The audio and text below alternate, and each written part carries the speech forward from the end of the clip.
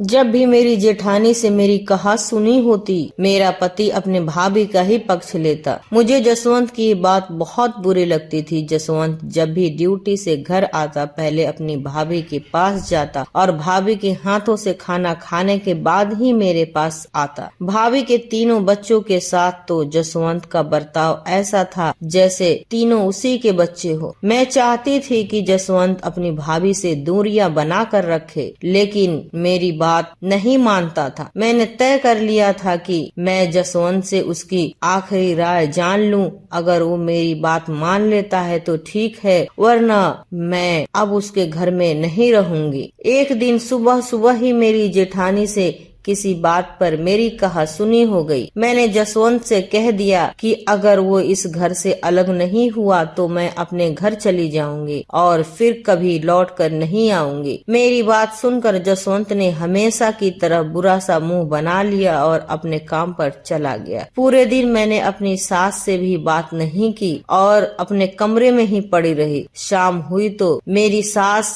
मेरे कमरे में आई और बोली, अनीता तुम चाहती क्या हो? तुम्हें अलग ही रहना है तो किचन अलग कर लो और अपने पति की कमाई भी खुद ही रखो, लेकिन मैं अपने जीते जी इस घर का बंटवारा नहीं होने दूंगी। मैंने सास से कहा, मुझे आपके घर में कोई बंटवारा नहीं करना है, बस मैं इस घर में और नहीं रह सकती। मेरी यह बात सुनकर मेरी सास कुछ न बोली और वहाँ से चली गई। शाम तक मैं अपने कमरे में पड़ी रही। मैं किचन की ओर बढ़ी कि वहाँ मुझे मेरी जेठानी नजर आ गई। मैं लौटकर अपने कमरे में आ गई और किचन से अपनी जेठानी की फारिग होने का इंतजार करने लगी, क्योंकि मुझे जोर की भूख लगी थी और जसवंत के लिए भी कुछ बनाना था। लेकिन अपनी जेठानी के रहते मैं किचन में नहीं जाना चाहती थी। मैं किचन में चली जाती तो वह मुझसे कुछ कहती और मेरा मुंह भी चुप न रहता। फिर सुबह की तरह हमारी लड़ाई हो जाती। मेरी नजर में मेरी जेठानी पूजा बड़ी ही शातिर औरत थी। वो सास से हर वक्त मेरी कानाफूसी करती रहती, जिससे मेरी सास अक्सर मुझसे नाराज ही रहती थी। मेरे जेठ विनोद हरियाणा पुलिस में हेड कांस्टेबल के पद पर तैनात थे। उनकी इनकम अच्छी थी। एयरपोर्ट की जॉब से जसवंत भी हर महीने मोटी तनख्वाह हासिल करता, लेकिन मेरे हस्बैंड की पूरी सैलरी उसके घर वालों के हाथ में जाती। मुझे हमेशा यह लगता कि मेरा पति एक नंबर का बेवकूफ है, उसी की कमाई से ये पूरा घर चल रहा था। लेकिन इस घर में मेरी कोई इज्जत नहीं थी। अगर मेरे पति में जरा भी अकल होती तो वो अपने बीवी के बारे में सोचता और कहीं अलग घर लेकर रहता। मुझे तो हमेशा यह लगता था कि जसवंत और मेरी जेठानी पूजा के बीच सिर्फ देवर भाभी का ही रिश्ता नहीं है, बल्कि दोनों के बीच कुछ और भी है जो मेरी नजरों से छुपा है। मेरी शादी को सिर्फ एक ही साल हुए थे। इस बीच मैंने तकरीबन 6 महीने तो अपने मायके में ही गुजारे थे। गुड़गांव के नजदीक सुल्तानपुर में मेरी ससुराल थी और महिपालपुर में मेरा मायका था। अपने मायके जाने में मुझे सिर्फ 1 ही घंटा लगता था। शादी के बाद अब तक जब भी मेरी जसवंत से या उसकी माँ से लड़ाई होती, मैं तुरंत अपने मायके चली जाती। मायके में मेरा बड़ा परिवार था। हम 3 भाई बहनों में मैं सबसे छोटी थी। मेरे मंझले भैया शादी को भी 1 साल पूरे हो चुके थे। अशोक भैया की शादी के महीने भर बाद ही तो मेरी शादी जसवंत से हुई थी। शादी से पहले मैं अरविंद नाम के लड़के से प्यार करती थी। अरविंद मेरे पड़ोस में ही रहता था। मैथ्स की कोचिंग के दौरान मैं उससे मोहब्बत करने लगी थी, लेकिन 2 साल पहले ही वो कनाडा चला गया और उसने मुझसे अपने सारे रिश्ते तोड़ लिए। अरविंद की इस बेवफाई से मैं बहुत दुखी थी। जसवंत से शादी की बात आई तो मैंने तुरंत हाँ कर दी। मेरे बड़े भैया सतीश की ड्यूटी पालम एयरपोर्ट पर थी। मेरा पति जसवंत भी वहीं पोस्टेड था। दोनों में दोस्ती हुई और फिर मेरे बड़े भैया ने जसवंत से मेरे रिश्ते की बात पक्की कर ली। इस तरह दोनों की दोस्ती रिश्तेदारी में बदल गई। लेकिन 1 साल में ही हालात बदल गए। मैं जसवंत के घर खुश नहीं थी। इस वजह से मेरे भैया जसवंत से काफी नाराज थे। मेरे बड़े भैया सतीश की सरकारी नौकरी होने की वजह से घर में किसी तरह की कोई कमी नहीं थी। महिपालपुर आकर भाभी और उनके बच्चों के बीच में काफी खुश रहती। मेरे मम्मी और पापा भी मेरे महिपालपुर आ जाने से खुश हो जाते। मझले भैया की बीवी काजल से मैं ज्यादा मिली नहीं थी, क्योंकि मैं जितनी बार महिपालपुर जाती मेरी मझली भाभी अपने मायके मेहरौली जा चुकी होती, या मेरे महिपालपुर पहुँचते ही वो मेहरौली अपने मायके जाने की तैयारियों में लग जाती। मैं यही चाहती थी कि मेरा पति सुल्तानपुर से अपना हिस्सा बेचकर महिपालपुर में ही मेरे भैया के घर के नजदीक कोई फ्लैट खरीद ले, लेकिन जसवंत को मेरी यह बात कभी पसंद ही नहीं आई। मैं अपने कमरे में लेटी यही सब सोच रही थी कि रात हो गई। मेरी जेठानी को पता था कि मैं नाराज हूँ, इसके बावजूद वो मेरे कमरे तक नहीं आई। घड़ी में देखा तो रात के 9 बज चुके थे और मुझे भूख लग गई थी। जसवंत के आने का भी वक्त हो गया था। मैं पिछले 1 घंटे से अपनी जेठानी पूजा के किचन से निकलने का इंतजार कर रही थी, लेकिन वह थी कि जानबूझकर किचन में डेरा जमाए हुई थी। तभी जसवंत की गाड़ी का हॉर्न की आवाज सुनकर मैं मेन गेट खोलने के लिए बाहर निकली और दरवाजा खोला तो मेरे पति जसवंत के साथ उनके बड़े भाई विनोद भी थे। मैंने अपने जेठ विनोद जी के पांव छूकर आशीर्वाद लेना जरूरी नहीं समझा। मेरे जेठ हरियाणा पुलिस में थे, इसीलिए वो सप्ताह में कभी कभार ही घर आते थे। आस पड़ोस में मेरे जेठ विनोद की काफी इज्जत थी। विनोद के पास अपनी कार होने के बावजूद आज वो मेरे पति की कार में घर आए तो मुझे थोड़ा अजीब लगा, लेकिन मैं सुबह से नाराज थी, इसलिए जसवंत से कुछ बोले बिना मैं अपने कमरे की ओर बढ़ गई। थोड़ी देर में जब जसवंत मेरे पास आया तो वो मुझ पर इसीलिए गर्म हो गया क्योंकि मैंने अपने जेठ के पैर नहीं छुए थे। मैंने भी कह दिया अब मुझसे यह सब नहीं होगा, वो तुम्हारे भाई हैं, मेरे नहीं। मेरी इस बात पर जसवंत भड़क गया और बोला, मैं तो सोच रहा था कि मैं रात को घर आऊंगा, तब तक तुम महिपालपुर जा चुकी होंगी। मैंने भी तुरंत जवाब दिया, तुम तो चाहते हो कि मैं तुम्हारे घर से हमेशा के लिए चली जाऊं ताकि तुम अपने भाभी के साथ खुलकर रह सको। तुम दोनों की आंखों की किरकिरी मैं ही तो हूँ। मैं यहाँ नहीं रहूंगी, सुबह चली जाऊंगी और फिर लौटकर कभी नहीं आऊंगी। इतना कहकर मैं जोर जोर से रोने लगी। मेरे मुंह से अपनी भाभी के बारे में जली कटी सुनने के बाद वह ज्यादा देर मेरे कमरे में रुका नहीं और अपनी माँ के पास चला गया। मैं पूरे दिन भूखी थी। इस बात की घर में किसी को कोई परवाह नहीं थी। मैंने सोचा था कि जसवंत आएगा तो मुझे मना लेगा और तब बाहर से खाना मंगाकर दोनों साथ में खा लेंगे, लेकिन ऐसा कुछ नहीं हुआ। रात के 11 बजे मेरी सास थाली में खाना लेकर मेरे कमरे में आई और पलंग के बगल में पड़ी टेबल पर खाना रखकर मेरे बगल में बैठ गई और बोली, अनीता खाना खा लो, इस तरह नाराज होना ठीक नहीं है। आधे घंटे तक मेरी सास मेरे पास बैठी रही। मुझे भी उन पर दया आ गई और भूख भी जोरों की लगी थी, इसीलिए मैं उठकर बैठ गई और बोली, माँ जी आप जाओ, मैं खा लूंगी। मेरे इतना बोलते ही मेरी सास वहाँ से चली गई और यह जानते हुए कि यह खाना मेरी दुश्मन पूजा ने बनाया है, मैं खाने पर टूट पड़ी। मैंने दूसरी रोटी उठाई ही थी कि जसवंत मेरे कमरे में आया और जब उसने देखा कि मेरे पास पानी नहीं है तो किचन से पानी का गिलास ले आया। जब तक मैं खाना खाती रही जसवंत मेरे पास ही बैठा रहा। थोड़ी देर में मैं उठी और जूठे बर्तनों को किचन में रखकर वापस बिस्तर पर आ गई और जसवंत की ओर पीठ घुमाकर सो गई। थोड़ी देर बाद जसवंत का हाथ मेरे कंधों पर महसूस हुआ तो मैंने उसके हाथों को झटक दिया और बोली, दिन भर भूखी थी, किसी ने पूछा तक नहीं, अब कम से कम चैन से मुझे सोने तो दो। जसवंत ने कहा, गुस्सा थूक दो अनीता, तुम मेरे से नाराज थी और तुमने गुस्सा दूसरों पर उतार दिया, ये ठीक नहीं है। भैया सप्ताह में एक बार तो घर आते हैं, उन्हें कितना बुरा लगा होगा। बताओ, भैया के साथ तुम्हारा यह व्यवहार देखकर ही मुझे भी गुस्सा आ गया। जसवंत की यह बात सुनकर मैं बिस्तर से उठकर बैठ गई और बोली, मैंने क्या बुरा बर्ताव किया तुम्हारे भैया के साथ? मूड नहीं था तो नमस्ते नहीं किया, यह तुम्हें नजर आ गया, लेकिन तुम्हारे भैया की बीवी पूजा मेरे साथ जो बुरा बर्ताव करती है वो तो तुम्हें कभी नजर नहीं आया। जसवंत ने कहा, देखो अनीता, हर क्रिया की प्रतिक्रिया होती है। तुम जैसा बर्ताव दूसरों के साथ करोगी, तुम्हें बदले में वैसा ही बर्ताव दूसरों से वापस मिलेगा। तुम बदलोगी तो और लोग भी बदल जाएंगे। मैं बोली, मुझे ज्यादा ज्ञान मत सिखाओ जसवंत, तुम्हें तो सारी कमी मुझ में ही नजर आएगी।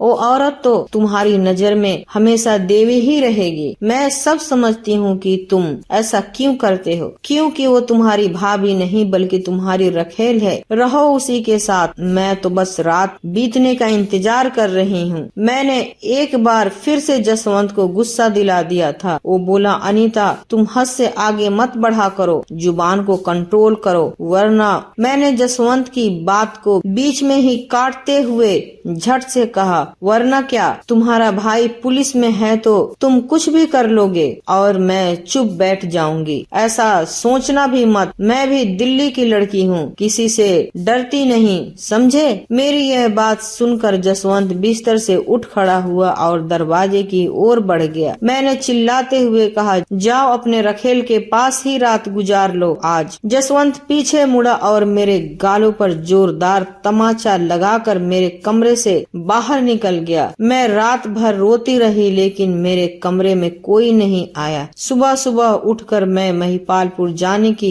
तैयारी करने लगी। मैं अपना जरूरी सामान इकट्ठा कर ही रही थी कि मेरे हस्बैंड की एक डायरी मुझे मिल गई। 2016 की इस डायरी में मेरे हस्बैंड की लिखी कुछ शायरी वगैरह थी। जसवंत ने मुझे इस डायरी के बारे में बताया था कि यह डायरी उनके किसी जिगरी दोस्त ने उन्हें गिफ्ट की थी, लेकिन वो दोस्त बहुत दूर जा चुका है, इसीलिए यह डायरी उसकी यादों के तौर पर संभाल कर रखी हुई है। न जाने क्यों मैंने जसवंत की दोस्त की यह डायरी भी अपने सामान के साथ रख ली और घर से निकल गई। किसी ने भी मुझे रोकने या मनाने की कोशिश नहीं की। घर से निकलकर महिपालपुर के लिए मैंने ऑटो पकड़ लिया। अगले 1 घंटे में मैं अपने घर पर थी। जब मैं पहुंची तब मेरे बड़े भैया सतीश अपने ड्यूटी पर जाने की तैयारी में लगे थे, लेकिन मुझे देखकर उन्होंने छुट्टी कर ली और मेरे मुंह से मेरे ससुराल में होने वाले जुल्म की दास्तान सुनकर माथे पर हाथ रख लिया। मेरी दास्तान सुनकर मेरे घर वाले बेहद दुखी थे।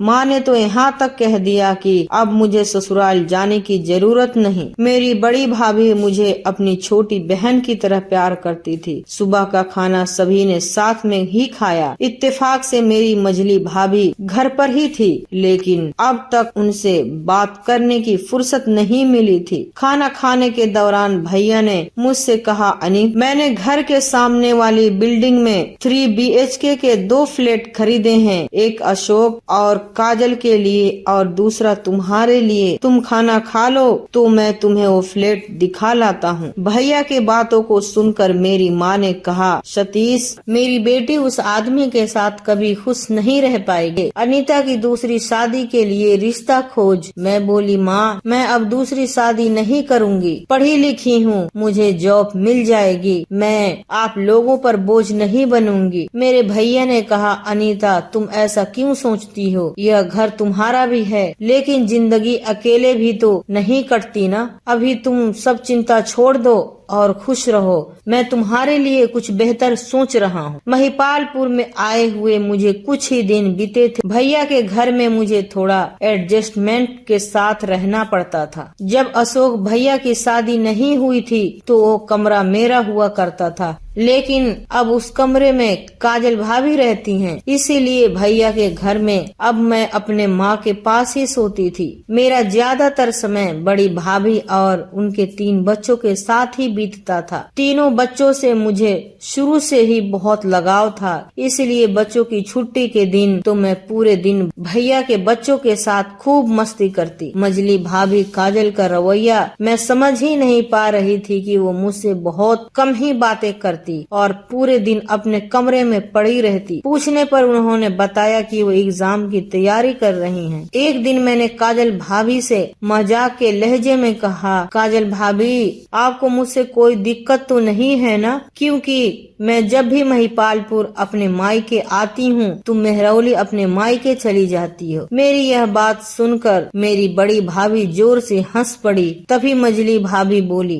अनीता तुम्हारी तरह मेरा मायका भी नजदीक ही है और नजदीक मायका होने का फायदा तुमसे बेहतर और कौन जान सकता है। जब भी मन करे मुंह उठाओ और पहुँच जाओ। भाभी का यह ताना सुनकर मैं दंग रह गई। मेरी बड़ी भाभी मंजू को आए इस घर में 12 साल गुजर चुके थे, लेकिन उनके मुंह से इस तरह की बात मैंने कभी नहीं सुनी थी। लेकिन साल भर पहले आई मझली भाभी काजल के दिल में मेरे लिए ऐसा कुछ छुपा होगा, मैं यह सोच भी नहीं सकती थी। थोड़ी देर में ही काजल भाभी की कैब घर के बाहर आकर खड़ी थी। बड़ी भाभी अपनी देवरानी को विदा करने बाहर तक गई, लेकिन मैं छज्जे पर खड़ी काजल भाभी को कैब में जाते हुए देख रही थी। काजल भाभी के जाते ही मेरे बड़े भैया सतीश ने मेरी भाभी से कहा, मंजू जरा अनीता को अपना नया वाला फ्लैट तो दिखा लाओ। थोड़ी देर में मैं अपने भाभी के साथ सामने वाली बिल्डिंग में फ्लैट देखने के लिए निकल पड़ी। बिल्डिंग के सामने पहुंची तो मैंने भाभी से पूछा, भाभी पहले इस बिल्डिंग की जगह पर अरविंद का घर हुआ करता था ना? भाभी ने कहा, हाँ 2 साल पहले अरविंद कनाडा चला गया था और वहीं से कमाकर अरविंद ने पुराने घर को तुड़वाकर इतनी शानदार बिल्डिंग खड़ी कर दी। इसी बिल्डिंग के एक फ्लैट में अरविंद और उसकी फैमिली रहती है। बाकी के फ्लैट्स उन्होंने रेंट पर लगा दिए हैं और कुछ सेल कर रहे हैं। तुम्हारे भैया ने अरविंद से जब एक फ्लैट खरीदने की बात की तो अरविंद ने मार्केट रेट से आधी कीमत पर तुम्हारे भैया को 2 फ्लैट दे दिए। फ्लैट की ओर बढ़ते हुए हम लोग लिफ्ट तक पहुँचे और कुछ ही देर में लिफ्ट के जरिए तीसरे फ्लोर तक पहुंच गए। मैंने भाभी से पूछा, भाभी अरविंद आया हुआ है क्या? भाभी ने कहा, हाँ उसे आए हुए तो 1 महीना से ज्यादा हो गया। मैंने कहा, लेकिन मुझे यहाँ आए हुए 1 सप्ताह हो चुके हैं, मुझे तो अब तक नजर नहीं आया। अरविंद की बातें करते हुए हम दोनों फ्लैट पर पहुंच चुके थे। भाभी ने मुस्कुराते हुए मुझसे कहा, अरविंद से मिलने का मन हो तो बताओ, इस वक्त वो यही है। मैंने कहा, नहीं भाभी, जब मुझे उसकी जरूरत थी तब वो मुझे धोखा देकर कनाडा भाग गया। अब मुझे ऐसे आदमी की जरूरत नहीं है। फ्लैट बहुत ही शानदार था। भैया ने इस बिल्डिंग में 2 फ्लैट खरीदे थे, एक मेरे लिए और एक मेरे छोटे भाई अशोक के लिए। मुझे तो यह फ्लैट बेहद पसंद आया, लेकिन मेरा पति जसवंत यहाँ रहने की राजी हो तब ना, वरना मैं अकेले यहाँ रहकर भी क्या करती। मेरे भाभी ने कहा, तुम 2 मिनट यहीं रुको, मैं अभी आती हूँ। बड़े से हॉल में मैं अकेली खड़ी फ्लैट के इंटीरियर को निहारने में लग गई। 5 मिनट बाद ही भाभी लौटी तो उसके साथ अरविंद भी था।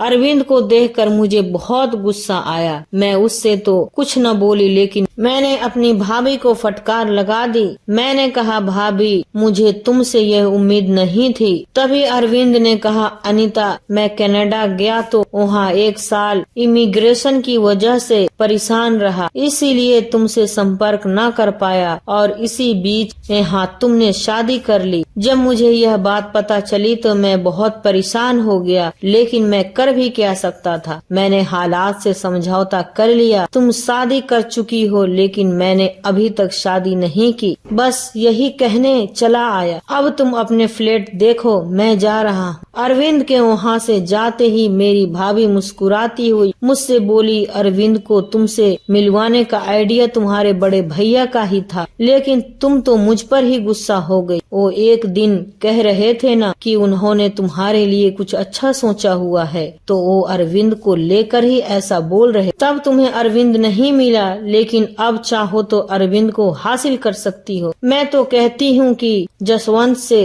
तलाक लेकर अरविंद की हो जाओ। मैंने कहा, भाभी सच्चाई यही है कि अब जसवंत मेरा पति है और मैं उससे बहुत प्यार करती हूँ। उसकी कुछ आदतें मुझे पसंद नहीं, इस वजह से मेरी उसकी लड़ाई लड़ाई भी होती है, लेकिन इसका मतलब ये नहीं कि मैं उसे तलाक दे दूं। मुझे पता होता कि फ्लैट के बहाने तुम मुझे अरविंद से मिलवाओगी तो मैं तुम्हारे साथ यहाँ कभी न आती। कुछ देर में ही हम लोग फ्लैट से घर आ गए। काजल भाभी की मायके चली जाने के बाद अशोक भैया मेरे पास आए और बोले, अनीता, काजल तो चली गई, जब तक वो अपने मायके में है तब तक वो कमरा तुम इस्तेमाल करो, मैं ड्राइंग रूम में सो जाऊंगा। 1 साल बाद मैं अपने कमरे में आकर बहुत सुकून महसूस कर रही थी, लेकिन मैं जानती थी कि अब यह कमरा मेरा नहीं था। मैं कमरे में आई तो देखा कि पूरे कमरे में काजल भाभी का सामान इधर उधर बिखरा पड़ा था। मैंने सब सामान को इकट्ठा किया और काजल भाभी की अलमारी में रखने लगी। वो कहते हैं ना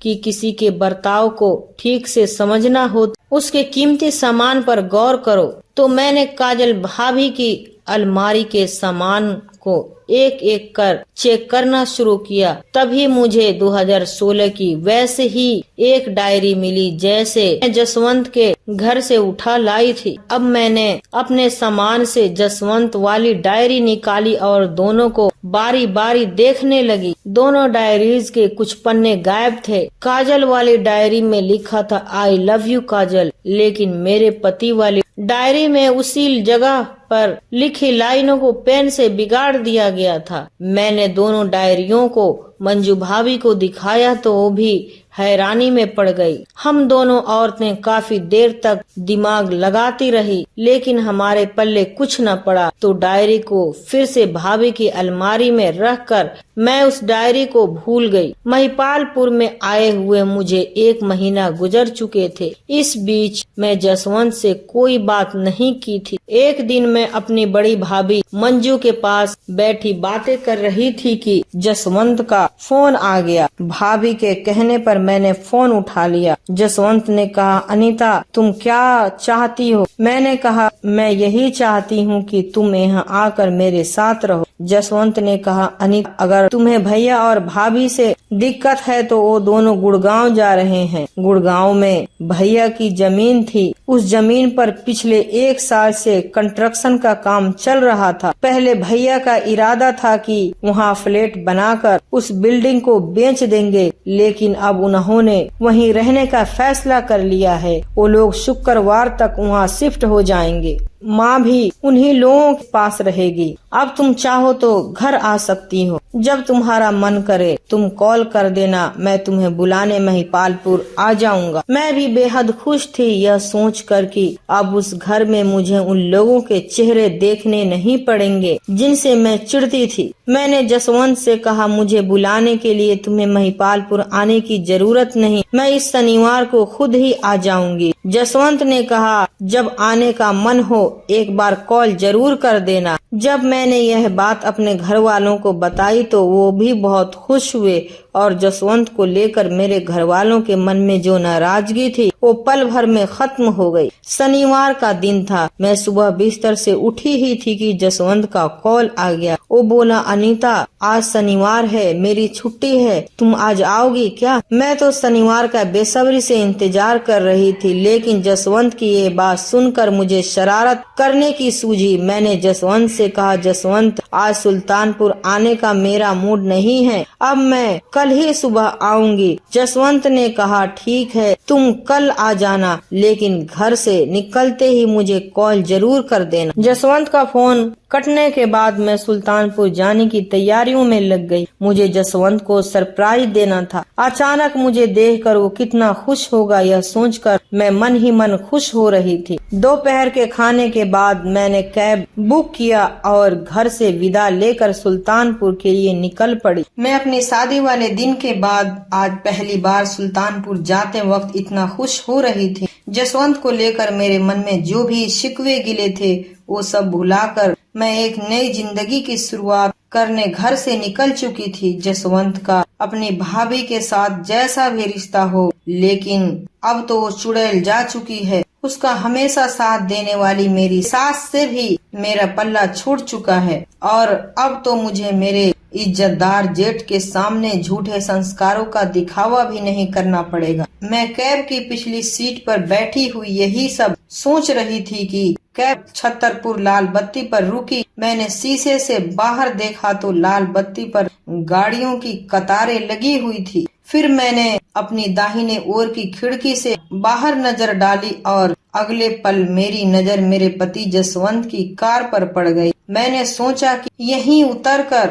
मैं अपने पति की कार में जाकर बैठ जाऊं, लेकिन तभी सिग्नल ग्रीन हो गया और गाड़ियां सरकनी शुरू हो गई। मेरी नजर लगातार मेरे पति की कार पर बनी हुई थी। जसवंत को कॉल करने के लिए मैंने अपना फोन निकाला ही था कि मेरी कैब थोड़ी आगे बढ़ी और जसवंत की कार मेरे बिल्कुल बराबर में आ गई। तभी मेरी नजर जसवंत की अगली सीट पर बैठी हुई एक जवान औरत पर पड़ी। मैं देखते ही उस औरत को पहचान गई। ये मेरी मझली भाभी काजल थी। मैंने कैब वालों को कहा, भैया बगल वाली कार के पीछे पीछे ले चलो। जसवंत की कार सुल्तानपुर के लिए मुड़ी और सीधे घर के गेट के आगे रुक गई। मेरी कैब उस कार से थोड़ी ही दूरी पर खड़ी थी और मैं अपनी कैब में बैठी अपने हस्बैंड पर नजर रखी हुई थी। जसवंत ने गाड़ी से उतरकर दरवाजा खोला और फिर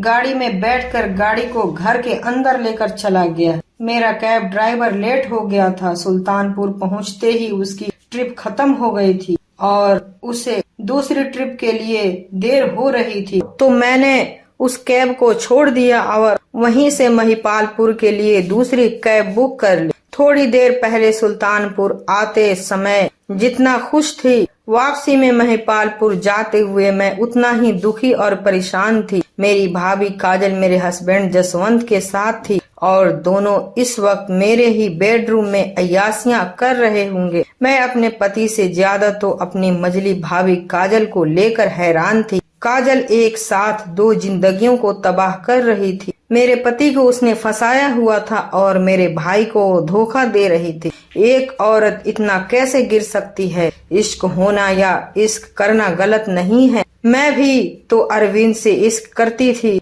लेकिन जब जसवंत से मेरी शादी हो गई मैंने अपने इश्क को डस्टबिन में फेंक दिया। अरविंद तो आज भी मेरे इंतजार में है, लेकिन मैंने उससे अपने रास्ते अलग कर लिए। शादीशुदा होने की भी एक मर्यादा होती है जिसे लांघना समाज को गर्त में ले जाता है। यही सब सोचते हुए मैं फिर से महिपालपुर पहुंच गई। मुझे इस तरह वहां देखकर सबको यकीन हो गया कि मैंने जाते ही जसवंत से लड़ाई कर ली और लौट आई। मेरे भाई काफी गुस्से में थे। वो बोले, अब मैं इस जसवंत को नहीं छोड़ूंगा। अनीता, तुम्हें मैंने पहले ही समझाया था कि वो आदमी तुम्हारे लायक नहीं है। परसों सोमवार है, तुम चलो मेरे साथ। मेरे एक दोस्त हाई कोर्ट में वकील है, मैंने उनसे बात कर ली है। पूरे परिवार को वो जेल भेजेंगे और जसवंत की तो नौकरी जाएगी ही, साथ ही उसके बड़े भाई विनोद की भी मैं वर्दी उतरवा दूंगा।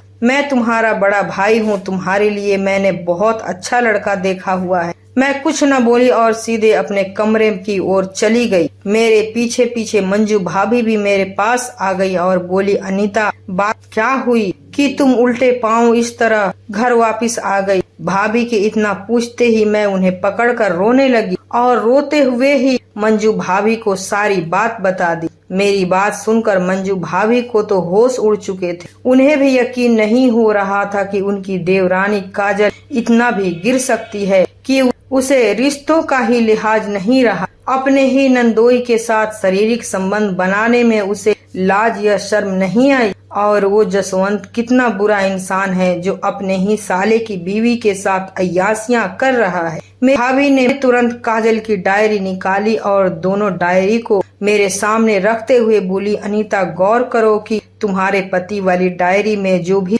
लिखा है वो राइटिंग काजल की है और काजल की डायरी में तुम्हारे पति जसवंत की राइटिंग है, यानी कि दोनों की अय्यासियों का किस्सा आज का नहीं है। मैंने दोनों डायरीज पर ध्यान दिया तो मंजू भाभी की बात सच निकली। यह बात जानकर मैं और जोर से रोने लगी। मेरी भाभी ने मुझसे कहा, दूसरों की गलतियों की वजह से तुम अपनी कीमती आंसू क्यों बहा रही हो? अनीता, एक काम करो, अभी दोनों वहीं होंगे, तुम चलो मेरे साथ, दोनों को वहीं नंगा करेंगे। मैं बोली, लेकिन इससे क्या होगा भाभी? भाभी ने कहा, इससे होगा यही कि कई जिंदगियां तबाह होने से बच जाएंगी। तुम अभी चलो, मैं कैब बुक करती हूँ। भाभी ने कैब बुक करने के लिए अपना मोबाइल उठाया ही था कि मेरी माँ मेरे कमरे में आ गई और मुझे पकड़कर रोने लगी। मेरी भाभी ने मेरी माँ से कहा, माँ जी, मैं अनीता के साथ कहीं जा रही हूँ, जब हम वापस लौटेंगे